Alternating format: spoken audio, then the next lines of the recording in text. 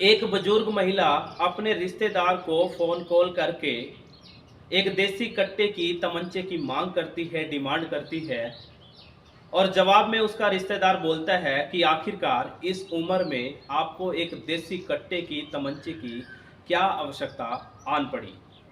तो बुजुर्ग महिला बोलती है, क्योंकि तुम्हारी दीदी आए दिन घर पर अकेली रहती है, इसलिए उसकी सुरक्षा की दृष्टि से ही मुझे एक तमंचे की यानी देसी कट्टे की आवश्यकता है। और वो उसका रिश्तेदार मात्र 10,000 रुपये की एवज में उसको देसी कट्टा यानी तमंचा उपलब्ध करा देता है, पहुंचा देता है। लेकिन किसी को भी कानो कान खबर नहीं थी, कोई अनुमान नहीं था, कोई अंदेशा नहीं था कि जिस कट्टे को सुरक्षा की दृष्टि से वो उपलब्ध करा रहा है, उसी कट्टे से ही उसकी दीदी की जान ले ली जाएगी, उसको मौत के घाट उतार दिया जाएगा। तो नमस्कार, आदाब, सत श्री अकाल, राम राम साथियों। मैं हूं आपका अपना सुशील कश्यप हरियाणा से, और आप सब साथियों का मैं सर झुका करके स्वागत करता हूं, अभिनंदन करता हूं, इस्तकबाल करता हूं आज की एक और नई घटना कहानी में। और साथियों, आज की जो हमारी ये घटना कहानी है वो संबंधित है उत्तर प्रदेश के जिला अमरोहा से। दरअसल उत्तर प्रदेश का एक जिला है अमरोहा, और उसी अमरोहा में ही एक थाना पड़ता है गजरोला। और गजरोला थाना के अंतर्गत एक कॉलोनी पड़ती है गंगानगर कॉलोनी, जहां की आज की हमारी ये घटना कहानी है। और घटना कहानी की शुरुआत कुछ यूं होती है कि पुलिस टीम को सर्विलेंस के माध्यम से सूचना मिलती है कि गंगानगर कॉलोनी में एक महिला की हत्या कर दी गई है, मर्डर कर दिया गया है। और पुलिस कुछ समझ पाती या समझने का प्रयास करती, उससे पहले ही सर्विलांस पर एक मैसेज और कन्वे होने लगता है कि गंगानगर कॉलोनी में जो हत्या की सूचना मिली थी, वो हत्या किसी और ने नहीं बल्कि लुटेरों ने करी थी। लूटपाट के इरादे से वो घर में घुसे थे और बीच बचाव में ही उस महिला की हत्या कर दी गई। मौके वारदात पर तमाम जांच टीमें पहुंच जाती हैं। बहुत भारी तादाद में पुलिस फोर्स मौके वारदात पर पहुंच जाते हैं। जांच टीमों में कहीं ना कहीं डॉग स्क्वाड भी होती है, फोरेंसिक टीम भी होती है। और जो जांच टीम है तमाम एंगलों से अपनी जांच प्रारंभ करती है, शुरू करती है। लेकिन पहली मर्तबा देखने से पुलिस को ये समझ नहीं आ रहा था कि आखिरकार माजरा है क्या, किस इरादे से ये हत्या की गई है, क्योंकि कोई भी सुराग दूर दूर तक नजर नहीं आ रहा था।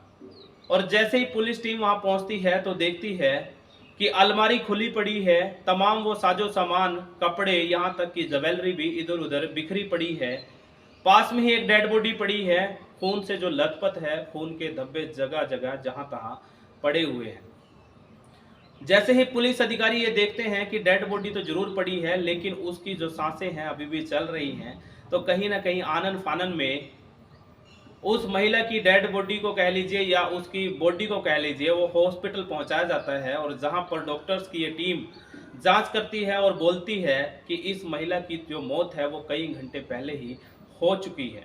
और जैसे ही ये खबर घर की बुजुर्ग महिला यानी मृतक की सास को पता चलती है, तो कहीं ना कहीं उसकी तबीयत और ज़्यादा खराब हो जाती है। उसको भी आनन फानन में हॉस्पिटल पहुंचाया जाता है। और जो पुलिस टीम है तमाम एंगलों से अपनी जांच शुरू करती है, लेकिन पुलिस को कोई भी क्ल्यू हाथ नहीं लग पा रहा था।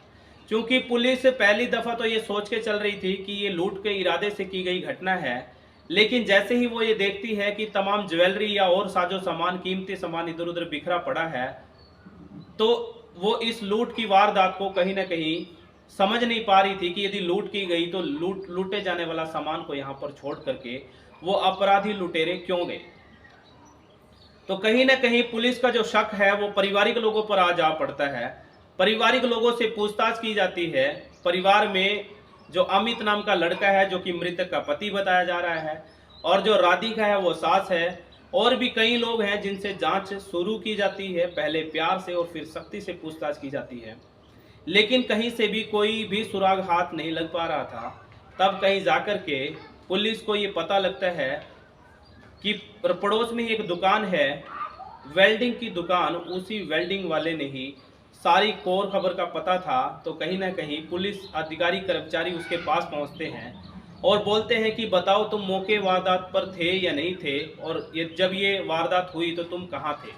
तो वो जवाब देता है कि साहब मैं यहीं पर था, पहले प्यार से और सख्ती से जब पुलिस उससे खट्टे मीठे सवालात करती है, तो वो जवाब देता है कि साहब जी, जो एक इस घर की बुजुर्ग महिला है, उसको कई बार उसने इधर-उधर आते-जाते देखा है और जब ये वारदात हुई, उस समय भी वो महिला इधर गई थी और उसने उसको यहाँ कुछ फेंकते हुए देखा था। तो कहीं न कहीं पुलिस का जो शक है, वो उस महिला पर चला जाता है, शक की सुई उस महिला पर जाकर के टिक जाती है और कहीं न कहीं जैसे ही उसने वो व्यक्ति ने बताया था कि कुछ गिराया है, फेंका है, पुलिस उसी एंगल से जाँच करती है, तो पुलिस को जाँच के दौरान वो कट्टा भी मिल जाता है, जो कि उसने गटर में फेंका था।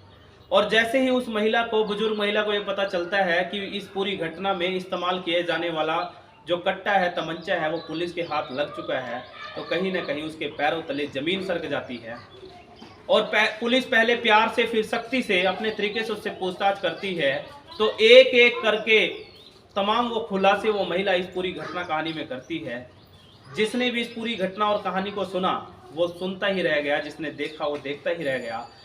तमाम तरीके के जो खुलासे हैं वो महिला इस घटना कहानी में करती है कि मेरी जो बहू है, वो घर का कोई भी काम नहीं करती थी, क्योंकि उसकी जो पड़ोसी कह लीजिए, पारिवारिक लोग कह लीजिए, वो कनाडा गए हुए थे। उसकी भी ज़िद थी कि वो भी कनाडा जाएगी, इसलिए वो रात-दिन पढ़ाई किया करती थी, घर का कोई भी काम नहीं करती थी, ना खाना बनाती थी, ना कोई साफ-सफाई करती थी, कोई भी घर का काम वो नहीं करती थी।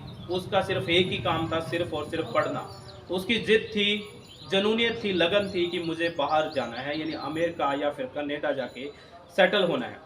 और इसी वजह से आए दिन पारिवारिक लोगों में मनमुटाव रहता था और शायद इसी वजह से उन और घर के पारिवारिक लोगों ने अपना खाने रहने की व्यवस्था भी अलग-अलग कर ली थी। और उसको रास्ते से हटाने के इरादे से ही उसने पूरी इस घटना कहानी को अंजाम दिया। और घटना के वक़्त जब वो इस पूरी घटना को अंजाम दे रही थी, तो उसने पारिवारिक लोगों को भी इधर-उधर भेज दिया था ताकि कोई भी इसमें संलिप्त ना हो, कोई भी इस मुकदमे में शामिल ना हो। तो साथियों, ये थी हमारी घटना कहानी। और जिसने भी इस घटना कहानी के बारे में सुना और देखा, तो साथियों सोचने समझने पर मजबूर हो गया। कहीं न कहीं सास बहू का जो रिश्ता होता है, उस पर भी यकीन कर पाना मुश्किल हो रहा है और कहीं न कहीं सास बहू के रिश्ते को भी तार-तार कर दिया, शर्मसार कर दिया। मैं आप लोगों से गुजारिश करूँगा कि आप लोग भी इस घटना कहानी को अपने अंदर उतारें, कुछ ना कुछ सीखने समझने का प्रयास करें। और जाते इस तरीके की घटना कहानियों को सुना कर के हमारा मकसद कोई आप लोगों को परेशान करना नहीं है, हमारा मकसद कोई आपका दिल दुखाने का नहीं है। हमारा मकसद सिर्फ़ और सिर्फ़ आप लोगों को जागरूक करना है, सचेत करना है। और साथियों, इस घटना कहानी में जो मुख्य संलिप्त थे लोग, उन लोगों को सलाखों के पीछे भेज दिया गया है और कहीं न कहीं एक बहुत बड़ा सबक और संदेश देश दुनिया को मिला है। तो साथियों, मुझे दीजिए इजाज़त, फिर हाज़िर होऊँगा एक और नई घटना कहानी के साथ। तब तक के लिए बहुत-बहुत